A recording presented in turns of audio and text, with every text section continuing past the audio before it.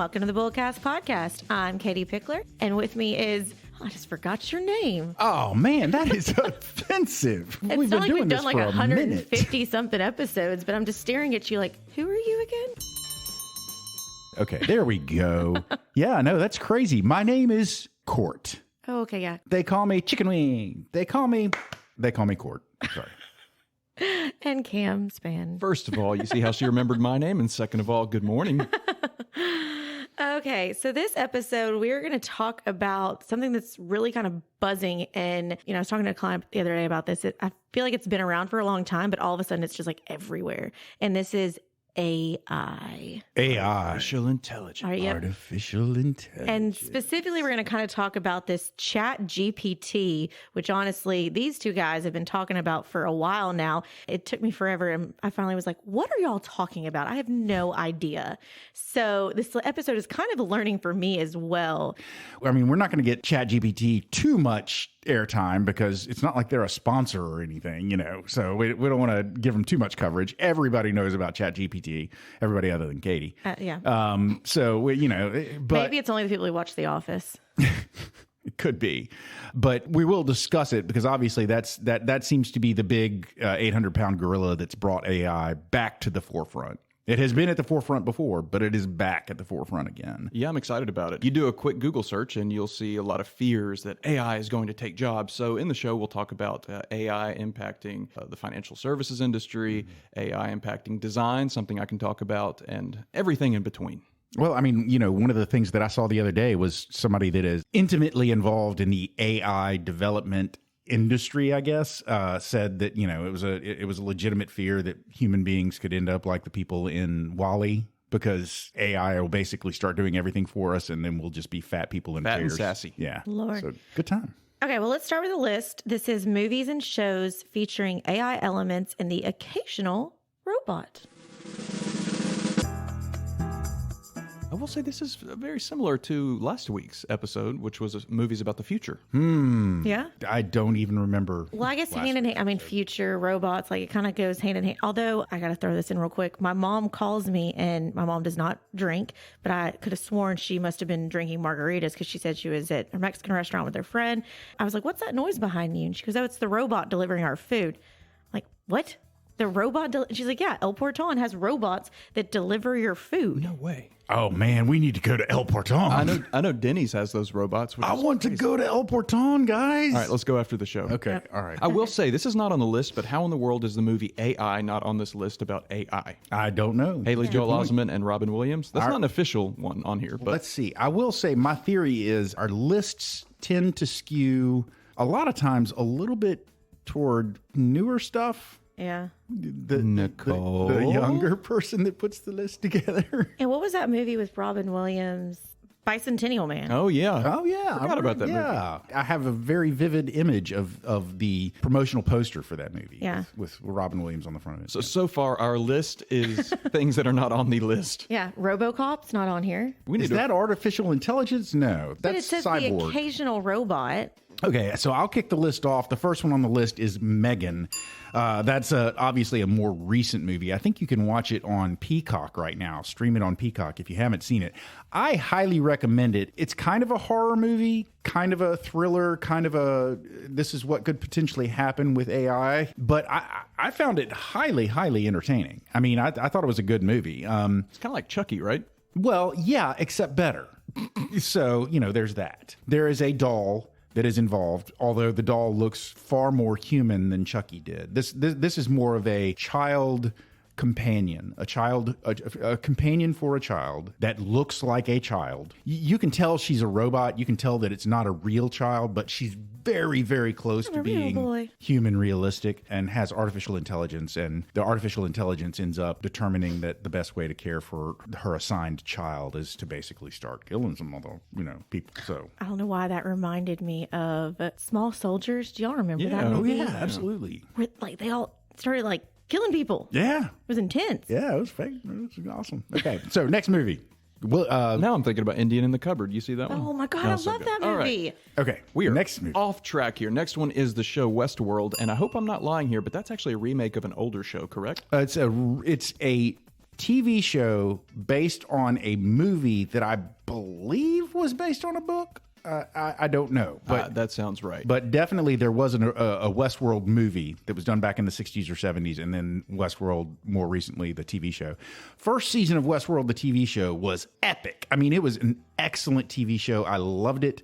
Second season, I was like, oh, this could go cool places. It ended up not going cool places. By the third season, I think I got 2 episodes in and dropped it. So I stopped at a good point. I only saw the first season. Yeah. But basically, just let that sit in your memories as Westworld. HBO show. It's about this fantasy world that rich people can pay to basically enter, and it's this Western world, hence the name, full of these robots that look very, very realistic. Yeah, well, entirely realistic because they're the robots are played by humans, and they don't do anything to make them look non-human. That's true. Yeah, but it's a very scandalous show because these people that enter this fantasy world can do whatever they want to with the robots. They can kill them, they can love on them, and everything in between. Yes. So Westworld. Katie? All of the Star Wars.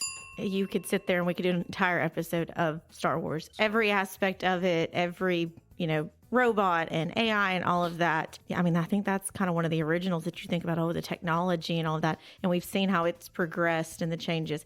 I do want to throw a non-list one in here because I started thinking about it. Come on. Court's probably going to look at me and never seen this. You may have seen this, Cam, but Smart House. It was on Disney. Oh, yeah. And never seen it. It was before like Alexa and all of that stuff was big, but this was a house that was super smart. And, you could say, turn on the lights, send me to Hawaii. And it was like a simulation room. But then the house got sassy and like started locking doors and not letting them get out and like getting mad and like the pantry would throw oranges at you. And I mean, chaos. So It was kind of scary that like your house can get so smart with all this technology and it can, revolt against you. The dance scene was an absolute banger. Yeah. The AI of the house was portrayed by the woman in Sons of Anarchy, the actress. Katie Siegel. That's it. Interesting. Okay, next on the list is The Terminator. Is it The Terminator or is it just Terminator? I know the second one is Terminator 2. It's not The Terminator 2. We'll go with Terminator. Okay, so anyway, Terminator, obviously, AI, Arnold Schwarzenegger. Classic movie. The sequel was fantastic. Yeah, well, Terminator 2 was, James Cameron is great at second movies. Too bad there wasn't a Titanic 2. All right, next on the list is Her, starring Joaquin Phoenix, and basically he falls in love with the AI in his phone, which is played by Scarlett Johansson. Oh, that's a good voice. Yeah. If you're going to have somebody that does a voice, Scarlett Johansson is a good voice to do it. Very smoky and raspy. Oh, yeah. But it's a very quirky movie. Interesting. Okay, the next one is Black Mirror. And this is a TV show on Netflix. Yeah. Have you watched it? I've watched a little bit of it. It's Renee Zellweger.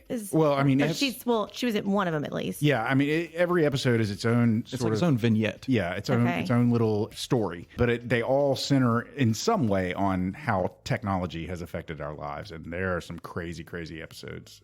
Hence the name Black Mirror, like your phone screen. Oh, gosh. Yeah.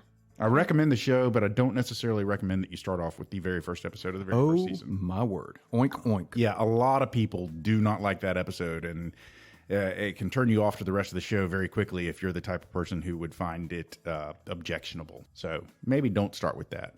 Oh, is it me?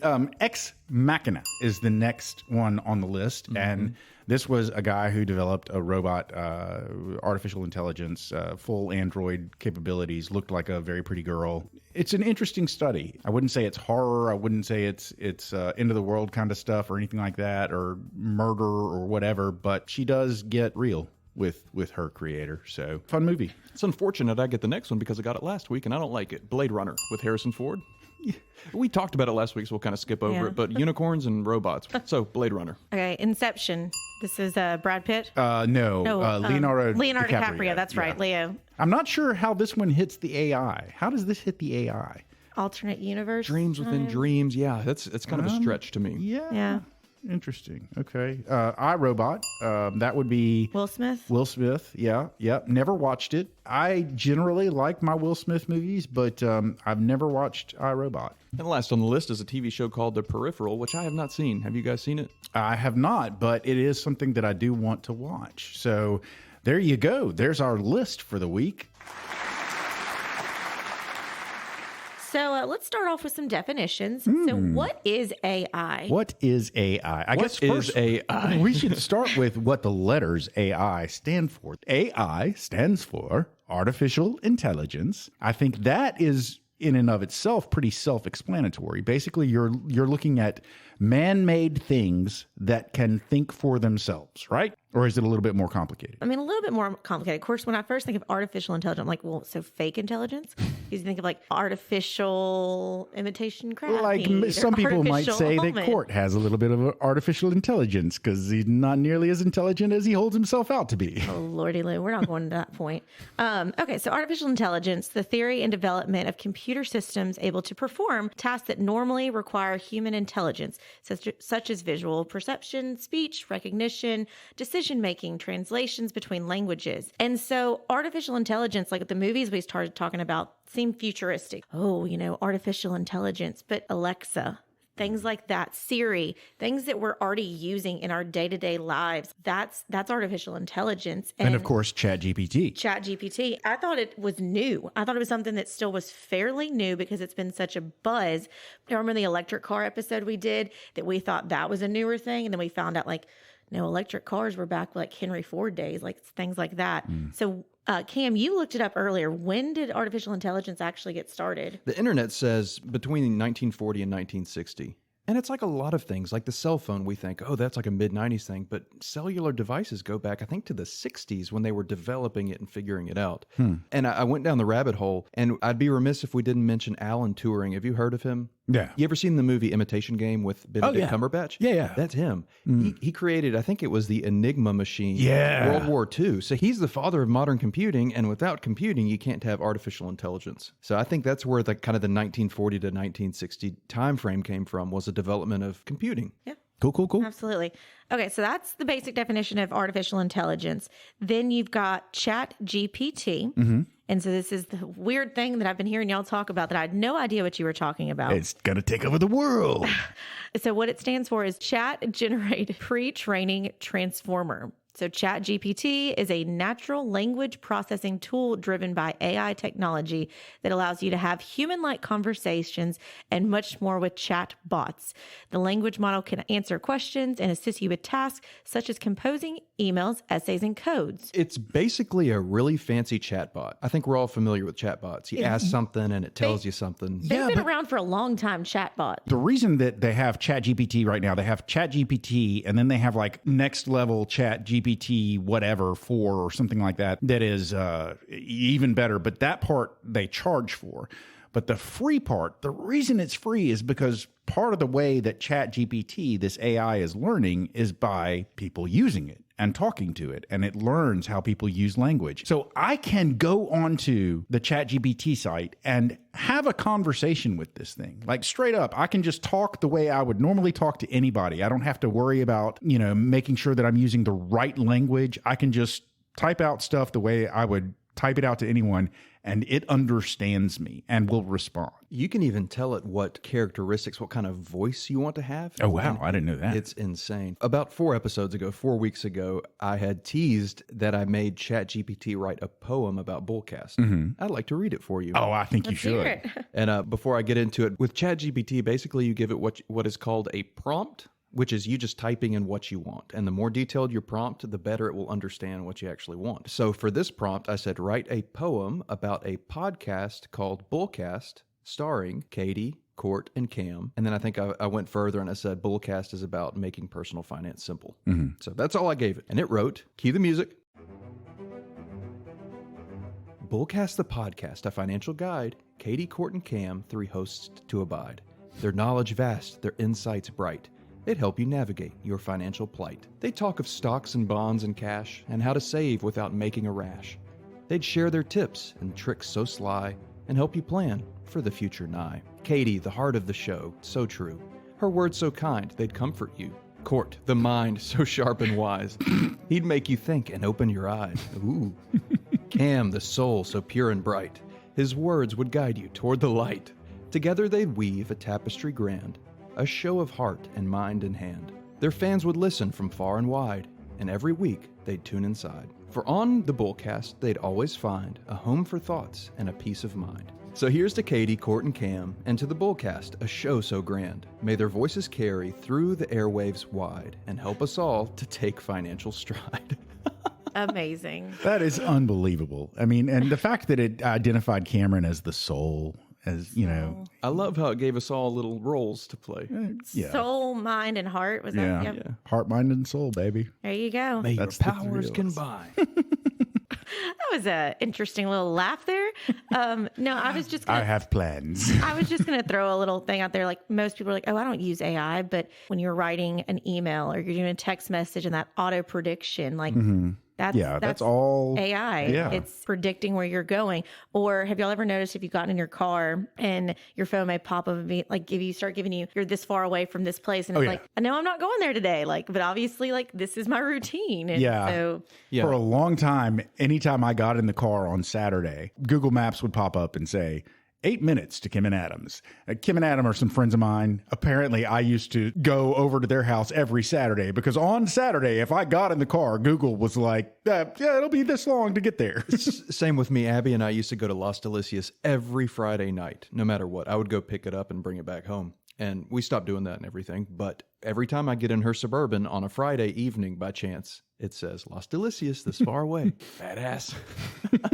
But a big buzzword in the tech world is machine learning. You've probably heard of that. And this isn't in the outline. I'm not going to get too deep into it. But machine learning is AI. There's a lot of machine learning in Siri and in Google. So we are going to swing this into how this is going to financially impact, but I do want to talk about a couple of elements before we get into sort of the more like downer aspects of artificial intelligence. Let's just talk about the benefits of it. Obviously, the ability of a computer or a computer program to do some of the things that we normally spend a lot of our time doing is obviously helpful. So it's going to improve your efficiency, right? It's going to save you time that you could spend doing something else. It could be that it is more accurate and precise. I mean, listen, I have generated some stuff on Chat GPT, not to say that that is the one and only AI out there, but just as an example, I have generated some stuff on there that was wrong or not precise. But because it is a computer, it follows certain rules, and it's going to follow them. If it knows the rules and you have set its boundaries, it's always going to follow those rules. Yeah, it's not a human. It's not a free thinker. It has rules no matter what. Well, I mean, I think ultimately the idea behind AI, at least as far as like the movies are concerned, is that ultimately you could have a free thinker, but that's not where we are right now. There are in most movies that have the free thinkers, then it's like the ends free up thinkers bad. take over. Yeah. So it's 'cause bad. Oh, I didn't even think about this. And y'all probably, do you remember, I think it was the Santa Claus 3. It's the Tim Allen Santa Claus movies. And then they create the robot essentially. It's actually Santa Claus 2. 2. And Mrs. Claus. yeah. And that's where they create him so he could go and try and find Mrs. Claus. Yeah. And they set parameters like, this is what you're supposed to do. And he's like, no, the rules say that all naughty children must get coal. And he's like, well, no, that's not really how it goes. And then he ends up wrapping all the elves up in tinsel. And okay, sorry, that just reminded me when you said, Now, listen, we watch the Santa Claus movies every single Christmas, all of them. And now we have to watch the Santa Claus TV show as well. So we've got like 3 movies and the entire TV show that we're going to have to watch every Christmas. That and Christmas Story and everything else. So believe me, I am right with you as far as the Santa Claus is concerned. And you're right. He does follow the rules to an extreme. And one of the scenarios that you will frequently find when you're talking about fictional AI is you give it a directive and it takes it to the extreme. That's what happens in Megan, for instance, is she has been given this directive to basically protect this child, and she takes it to the extreme. So that's always a big fear, is if you give it rules, can it take those rules and abide by the rules, but ultimately have a negative result because it abides by the rules? So that there's that whole scary thing there. But AI going rogue is like the perfect cinematic arc. It makes for a great story. Another AI thing that we didn't even put in our list, but the whole thing is based on machines taking over. Matrix. oh, yeah. Yeah. So true. Yeah. Yep. So anyway. Okay, so we're talking about all the kind of really scary stuff. Let's talk about first off the benefits, because there are some good aspects to it. I'll take number 1. improved efficiency and time saving. I'd say this is the big one for Chat GPT in the workplace. For instance, Nicole and I have used it to help with press releases in the past month. And it is incredible what it can write. It can create its own quotes for you, its own title. You give it the voice you want. Of course, we double check it. We massage the language our own, but it really saves some time. Do y'all have any other examples of how it could save time in the workplace or make you more efficient? I use it. I regularly use it. I don't use it to actually fully complete drafts of documents that I need to write, but it's great at creating at least a framework. That's the key. It creates a good framework. You have to double check it, though. Yeah, absolutely. Okay, the next one, enhanced accuracy and precision. Yeah. Yeah, like I said a little bit ago, I mean, it makes mistakes. Yeah. It does make mistakes. So it is a little human in that aspect that it does make mistakes. Kim, like you said, it can help you as a benefit, but this doesn't need to be you get them to write your term paper and then you turn it in and don't even look at it. No. Yeah, no, that would not work. As a matter of fact, side note, I recently was reading a story about a lawyer who submitted a brief to an appellate court. A brief is basically an argument, a written argument for why a particular law should be interpreted in a certain way. My client is affected by this law this way, and this is the way you should interpret the law. And the lower court interpreted it wrong. So here's my brief as to why you should interpret it this way. And recently a lawyer submitted a brief to an appellate court, and it had citations in it. Citations would be basically quotes from other court cases supporting his theory. The citations were all false. They were all wrong. They were all fake. Obviously he had basically done a Chat GPT appellate brief, and it had just made up some sites and made up some citations and used them, and they were like, oh yeah, these are all fake. So what was the outcome for this attorney? I don't know. All I saw was the headline. I didn't read the article because I didn't even want to know. But I mean, come on. You got to check your sites. You got to check your citations at least. I think it's really tempting to use Chat GPT when you want to be lazy. I think that's really tempting. It's like, oh, just let it do its work, but you've got to double check it. I think a lot of students are falling into that. Their teacher says write an essay, and they give a few prompts, and it writes it, and they print it, and they're like, oh, I did that in 5 minutes versus hours and hours of research. But then it also, I think, can help because sometimes you may get stuck and be like, I don't even know where to start. And so it's a good way to get you started, but it's a tool to use to then you expand it. Don't just go off of like, yep, I'm done. Yeah, a good example is Nicole uses Chat GPT to write these outlines as a framework, and then she'll go in and fill in some more robust things. By these outlines, you're talking about our outlines that we actually use for this podcast. Yes, like when we come up with a topic, we say, hey, Nicole, we need to know how we're going to structure this episode. And she starts with Chat GPT. Yeah, that's the key word, starts with. Well, and that's when we said the point about time saving, because prior to Nicole being here, then it was me and Court. It was Katie. It was all Katie. Katie did all of the work on the outlines. Let's be completely honest. Well, and it was very time consuming because I'd have to have multiple screens up, be searching from different places, making sure like I was getting different perspectives and not just one website's opinion on something. So I can see how if there was a way that I could have known about something like this, it would have saved me time. I still could, because just like this before the episode, we've already gone our own searching and added some more things to this outline that Nicole didn't put on here, but it was because she's horrible. Because she's a horrible, horrible person. She's a terrible assistant. Nicole is amazing. But maybe instead of blaming Nicole for the list, we should blame Chat GPT. Yeah. Chat GPT. Next on the list is increased customer engagement and satisfaction. Yeah, and now I don't know what this one means. I'm wondering if they're meaning automation, like automating emails, and then once you fill out a survey, it redirects you to a page, just automating things. Yeah. Like thinking about like Amazon and things like that, like giving you suggestions of, hey, you've purchased this in the past, like this. Or I don't know if y'all ever noticed, but if you purchase like clothes or shoes or anything off of Amazon, then it'll automatically say, based on your past purchases, I think you would need to be this size or that size or whatever. It's learning from your habits. Well, Facebook does that. Yeah. Yeah. Facebook, when I'm on Facebook, and I spend a good amount of my evening on Facebook right before I go to bed. Like that's the last thing I do is just sort of scroll through my feed. And Facebook has decided that I'm a shopper. And so right now in my feed, for instance, is an Amazon, always there's a link to Amazon for car tools for some reason because it thinks that I like to work on cars. I don't.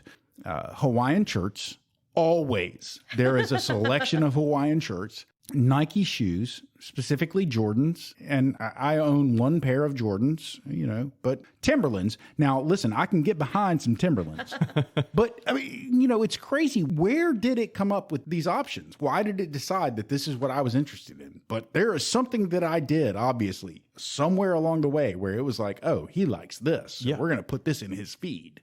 Katie, you brought up Amazon, and Court, you brought up Facebook, and I keep thinking of machine learning because that is the tech phrase. And so I just Googled the difference between artificial intelligence and machine learning. Artificial intelligence can work with structured, semi-structured, and unstructured data. On the other hand, machine learning can work with only structured and semi-structured data. AI is higher cognitive process than machine learning. AI aims to increase the chance of success and not accuracy, while machine learning doesn't bother about success. So that's really interesting. Machine learning is like in this box. It's like, if you don't tell me what you want, I ain't going to get it to you, and it's not going to be successful. It's like, it doesn't care. It doesn't give an F. Does not give an F. Machine learning, ladies and gentlemen, if you take nothing else away from this episode, understand that machine learning does not give an F. And artificial intelligence gives an F. Yeah. Okay, so it can improve risk management and fraud detection. We're still on the benefits of AI, by the way. Yeah. Improve risk management and fraud detection? Yeah, no, I can see that. Yeah, that makes sense. I don't think there's a lot for us to expound on there. And I bet credit card companies use a lot of AI, I would guess. Yeah, for probably. I fraud. could see that. Yeah. And then the last one is better decision making and strategy formulation. I don't even know what that means. I don't know, because that's what I think, Court, you were the one that told me, Snapchat now has a chat bot you can message, and you used it one day and showed me an example. I was trying to figure out which word of a concert, and it answered you. Yeah. Well, then I tried to use mine, and it was like, I don't know. Well, and that's the interesting thing as well, is a lot of these are just, now you're going to see you have real AI like Chat GPT, but then you're going to start seeing companies going like, oh, we've got AI too. And it's just a bot. Not all AIs are created equally. Yeah. Man, I'm a Googling fool today. I said, can artificial intelligence contribute to strategy formulation? AI tools can help executives avoid biases in decisions, pull insights out of oceans of data, and make strategic choices more quickly. So it takes the bias out, which makes sense. It's a machine. I wonder if I could I know I could, because we don't do it, but I know other companies, bigger companies than us, do use AI to weed out resumes. And, so the resume comes in and it goes through an AI thing before it ever gets to a person. And if you can't make it through the AI, you're just... And I know that annoys candidates. They're like, just let me get in front of you. Yeah. Let me tell you about myself versus do I have the right buzzwords? So I try and actually invite people in that their resume may have something wrong with it, but I'm like, okay, I'm going to give this person a shot. I think that segues perfectly into the challenges and stuff, is because they are, somebody like that's not able to get through an algorithm. They're not able to get through the stipulations that have been put in there, and they could be the perfect candidate, but because it's not like what specifications we had in there, they didn't have those specific things on there.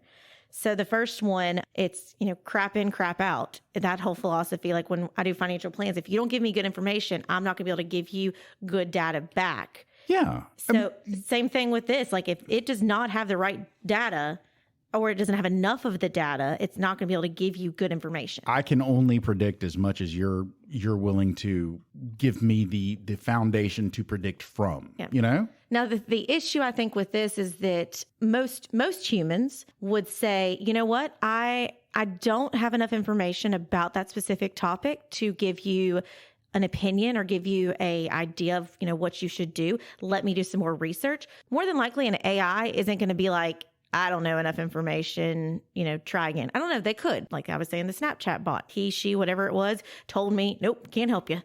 But I think most of them, they may try and give you information, and unless you really look into it, it could be pulling from only like one source and not multiple sources. And so you're maybe getting skewed by certain biases, things like that. So that's a concern to think about, because Cam, didn't you find on Chat GPT their limitations on their data? Yeah, so when you pull up Chat GPT, it has examples, capabilities, and limitations. And there are 3 limitations. May occasionally generate incorrect information. Yeah, Yep. You've got to double check your work. May occasionally produce harmful instructions or biased content. Uh-oh. And limited knowledge of world and events after 2021, which I thought was interesting. And Court, didn't you say there's a paid version? Yeah, there is a newer version of ChatGPT that basically I think is current, and you have to pay to use it, but it's got up-to-the-date information. ChatGPT, the one that's free that everybody uses or that most people use, it's only current up through 2021. So, like, for instance, if you were to go to ChatGPT and say, hey, give me an update on the war in Ukraine, it's going to be the information it's going to have is going to be very limited and dated, and it's not going to have a whole lot because we're obviously a year and a half past 2021. Okay, I'm going to kind of rapid fire through these challenges and risks because we've got a lot to talk about kind of the negative side of it. Mm-hmm. So, we talked about needing to have the good data, ethical and privacy concerns. Because, obviously. Yeah, I mean, they're Well, the more you listening, put they're out gathering. there, Yeah. I mean, listen, the one thing that I'm absolutely aware of is if you give AI your information, it's going like, okay, I'm going to consume that and I am going to now have it forever. It's not like it lets go of it. I mean, so much of our information is out there at all. I can tell you that I have to almost be a financial investigator a lot of times helping clients out. And if you know the right tools, you can find a lot of stuff on the internet out there. So, I mean, you've got that issue. Integration with legacy systems, implementation cost and security concerns. So the other thing that I've heard recently from a lot of our clients that are in certain areas is the concern that AI, it's been talked about for so long, and now all of a sudden it's just like, boom. You've got, with Tesla, the cars that can drive themselves. We've got so much stuff happening. And with Chat GPT, are all these AI places, are they coming for your job? Oh, are we going to end up basically fat and in chairs like Wall-E? Yeah. AI is going to do our job for us. I mean, yeah. And so some of this is not some argumentatives, but this is 10 roles or areas that AI might replace, according to this list. First one would be tech jobs, and that's like coders, computer programmers, software, data. I mean, yeah, you've got that. If these systems keep coming smarter, then you may not have to have a human. But I would argue you're always still going to have somebody to make sure it's right. I know a lot of coders, and they use ChatGPT as a starting point. They go like, oh, hey, especially with language-based coding, they'll say, hey, write me a JavaScript on this, and this. And then they'll use that as their starting point to create a whole thing. And I don't understand most of the words I just said, but I know that it's happening. Okay, the next area, and this is Cam, kind of your world, is media. They're worried about advertisers, content creators, journalists, things like that. Yeah, designers are in an uproar about it. And there's 2 different sides. One is AI is coming for our jobs. What in the world is happening? And the other is like, AI will never take our jobs. I like to side with the latter idea because people like people, Mm-hmm. I don't think we'll ever get rid of like all human jobs. I think that's absolutely ridiculous. But I found a good Medium article which summed up my thoughts well. So while AI will replace designers, so it says it will replace the designers of today, not the designers of tomorrow, which I think is a great thought. You need to adapt to it, use it to help you, but it's not going to replace you completely. Does that make sense? Yeah. I mean, it's just adding another tool to use. And like ChatGPT, there are a lot of design AI platforms. Like have you ever heard of DALL-E, where it creates artwork? There's Adobe Firefly. And just like ChatGPT, you type in, you want this kind of logo or this kind of artwork. I want a black and white painting of this, and it will just make it. Wow. It's crazy. But it is terrible with human fingers. It is nightmarish. I'll have to show you all sometime. Okay, the next area is legal, and that would be not attorneys, but the paralegals or legal assistants. Well, even the attorneys, I think a lot of their job can be done by ChatGPT or some other similar language-based AI. So, I mean, it could, if you're a smaller law firm, it could be that you spend the money to have the paid version of a Chat GPT to do a lot of your, starting of drafting and stuff, and you don't have a paralegal. I don't know. Market research analyst. So it's kind of already starting to do some of that. Teachers was on this list, which no. I don't know how AI replaces teachers. I mean, there is a human element to being able to teach children that I just don't think you can get rid of. Am I wrong here? Am I insane? I don't see how it could happen. Although, I'm doing this master's class and it's pretty much. And you hate it. I hate it because it's all, we post a discussion board, we do the work, but it's like there's very little of actual video teaching. There's nothing like that. And it's more of, okay, we're going to teach you this class, but you're going to just learn it yourself. That doesn't work for everybody. Not everybody learns that way. I don't really like that way. Here's the next one, finance. And this is talking about the advisors and the analysts. So this is something I personally have dealt with. A ton of people have come in recently saying, I was with XYZ firm. They dubbed that my account value was not of a level that generated an advisor. I'm being switched to a robo-advisor. And you think about it, a robo-advisor is taking basic information, who you are, what you want this money to do, like what your age is, what your risk level is, and then it's generating suggestions. That robo-advisor is not asking you, Court, are you going to have grandbabies in the future that you may want to save money for them? Or are you concerned about, long-term care? Like they're missing the human interaction of it. And so we've had some people who have left the companies that are pushing them to robo-advisors because they want a person to talk to them, to explain to them what's going on, to help them figure out about financing a car, to, do what Bullcast does of helping every step. So it's kind of like what you were saying, Cam, of like that human aspect that some people who maybe don't like talking to people may love it because then they're not having to go and talk to somebody. They're just having to almost fill out a questionnaire. And then it's like, here's your, generated suggestion. But I feel like, and I mean, maybe it's because this is my job, but I feel like people are not going to get the same level of service by having somebody who actually can get to know you as a person. Yeah. So the other one is traders. That's definitely happening. I've heard David talk before about how it's almost regulation-wise, they're trying to start going towards something like that, where it's these automated kind of trading things and that people are going more towards truly advising and helping people. And then the actual trading aspect of it is a bot, essentially. In the talks, that's not really necessarily happening right now, but that is something I've heard they're exploring. Graphic designers, Cam, you touched on that one a little bit already. Well, let's talk about that, though. If you go onto an AI, there are a lot of AI sites right now that are dedicated to generating graphics, and they are generating these amazing art pieces, but they're not original. Yeah, it's Frankensteining an art piece from multiple pieces of art around the world. That's a big... As an artist, what is your perspective on that? It's a big no-no. Artists, people already don't respect artists. Katie, we've had this talk before. They don't. They think it's just like a fun, free thing you do. And it's just like, hey, can you do this for me? So that just kind of doubles down on it. When you have a piece of art out there and this computer is just taking a little piece of that and saying, here's something unique. Here's something I made. And it's like, no, that has to do with me. Yeah. But you also can't track it. And so it's there's some unrest about it. It's like, this is not right. This is not ethical. This is not right. This is not fair. There's a time and a place for it. I could see it being used, but then there are definitely times where you need that graphic to be created, that logo for a company, and you want to be able to talk to a graphic designer and say, this is made after my mom's memory and she loved this and that, and this is our company's imagery, this is what we want it to be, so can you help me merge all of that together? And while they may be able to take the physical part of that and be like, okay, well, cooking, let's add a cooking utensil, let's add this, let's add that, but they're not going to have this story behind it that you could sit there and talk to a person for 20 minutes and explain the story, and then the graphic designer has that emotion in their head of what this person is looking for. Yeah, I could see as an artist you using it as a reference image, not copying it, but you can type in a kind of scene you want to draw and it will do it, and then you can kind of go off of that as reference. Yeah.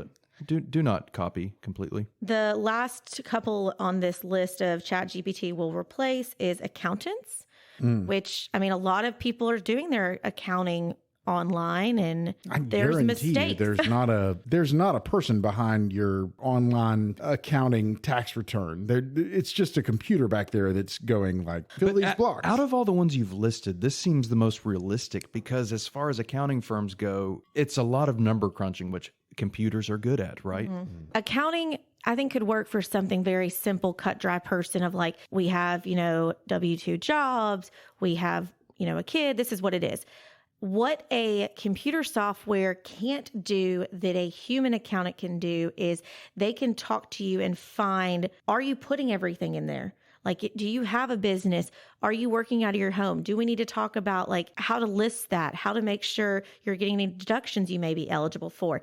And so I've found some people have used those things and they're filing their taxes, they're getting it done, but they may be missing elements of it that they didn't know about because whatever they put in, that software did not prompt to ask those questions. So it's not that the software is bad. It's just that if somebody like has their own business, doesn't know that they can possibly look at, can I deduct my home office? Can I deduct internet? They don't know to ask those questions if that was not inputted correctly, if that makes sense. It does. And then the last one on here was customer service agent. I mean, I can see that. I don't want to talk about the customer service industry too negatively, but I think if there's one industry where you could possibly be not impacted or at least no more negatively impacted than you are now, it's with customer service on phone. And I think it's more efficient because I will tell you, I've had to like pay some random medical prescription bill the other day, and it said their only option was to call them.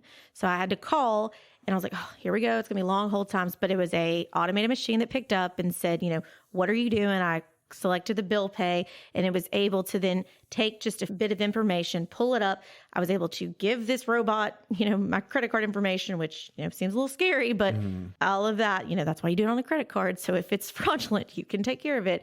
But it was so much faster. Finance made easy, ladies. It was financed and it was streamlined and easier than, sometimes if there's language barriers with some of those customer service people, or just kind of that this bot was able to then pull up your account, figure out exactly what you needed to do, and then be done with it. Definitely, those are some interesting potential jobs. It's so, possible applications of the financial services. Okay, so we're going to bring it back around to finance now. Yeah. The robo-advising digital platform that provides automated algorithm-driven financial planning and investment services with little to no human supervision. No. There is a fiduciary aspect to what we do now, more so than ever.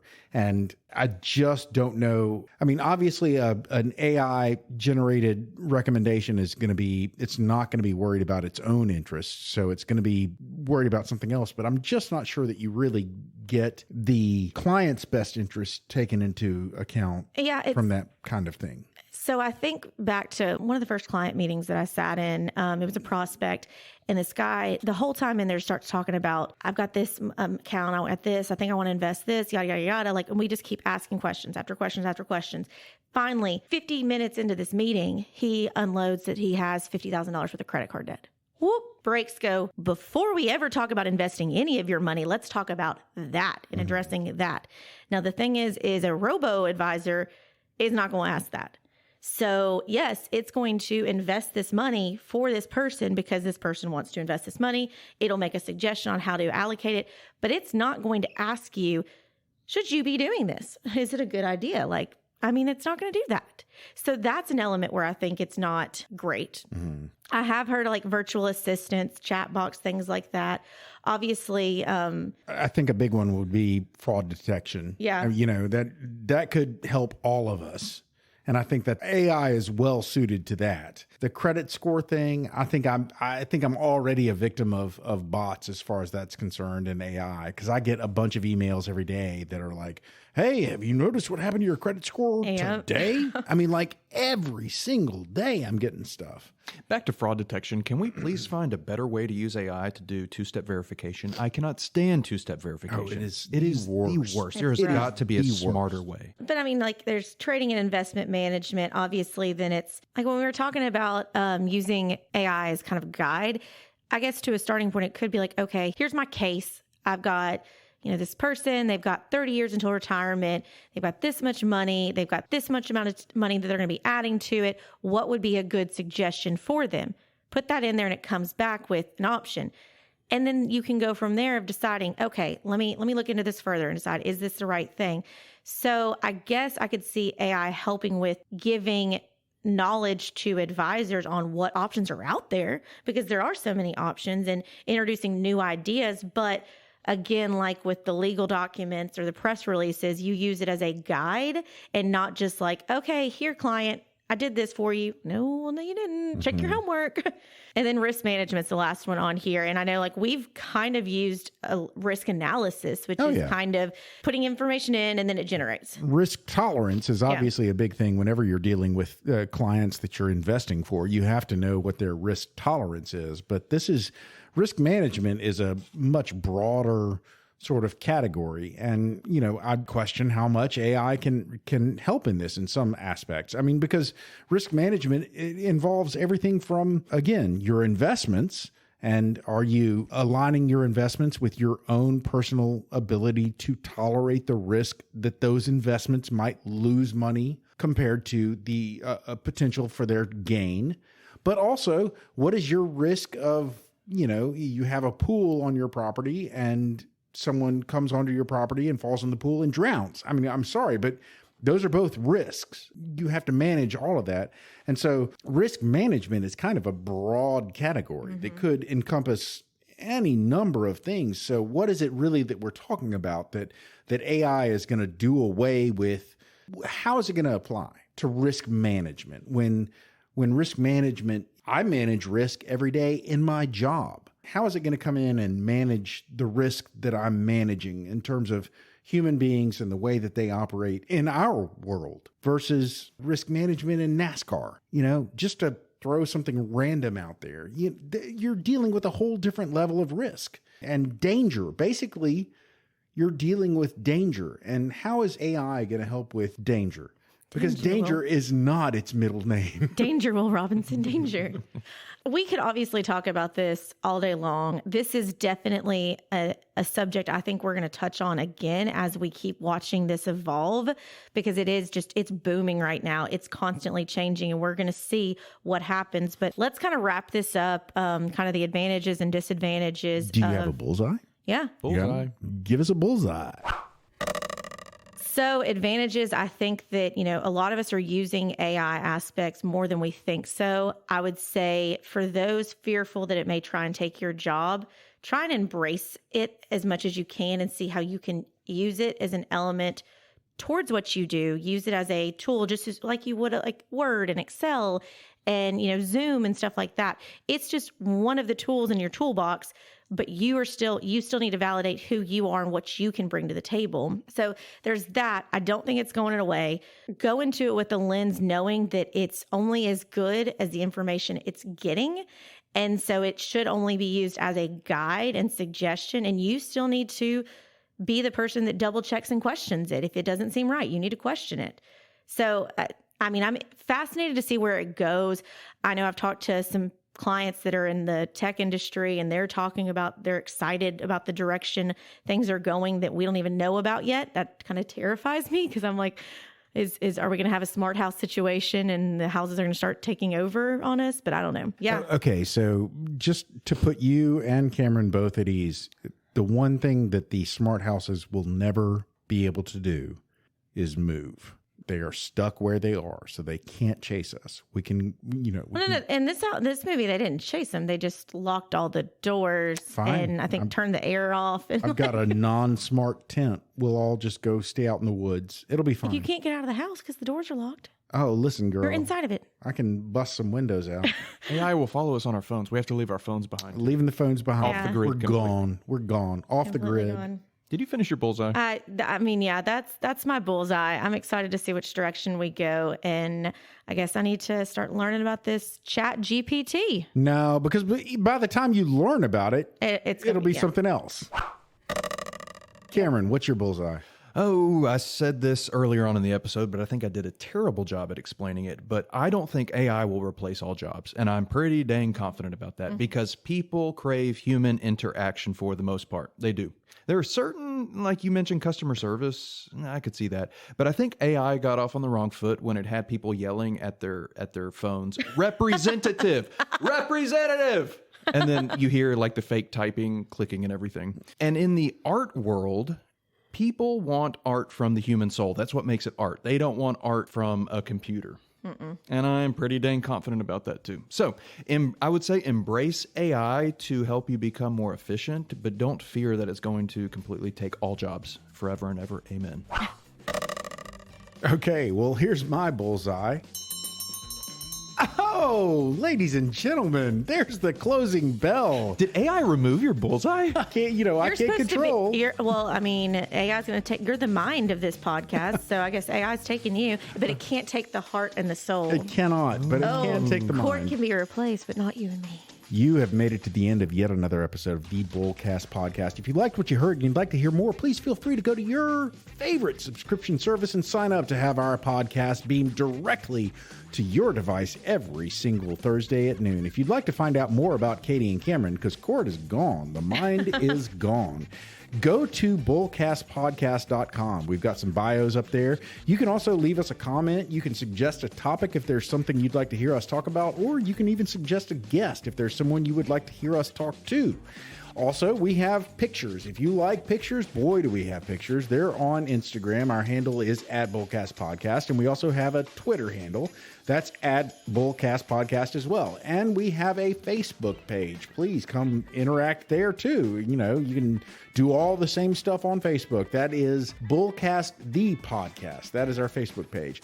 Finally, if you'd like to find out more about what we actually do, where we actually work, we work with a place called Pickler Wealth Advisors. And if you would like to find out more about us, we're there. Also, our amazing team and our boss, David Pickler, please feel free to go to that website. That is picklerwealthadvisors.com. That's advisors with an O. Not an E. Ladies and gentlemen, I have given you so many different websites, all of the websites. Just please be careful about the AI while you're out there. As long as you're cautious, we'll continue to be here. For now, I'm Court. I'm Katie. I'm Cam. Oh, and ladies and gentlemen, we are out.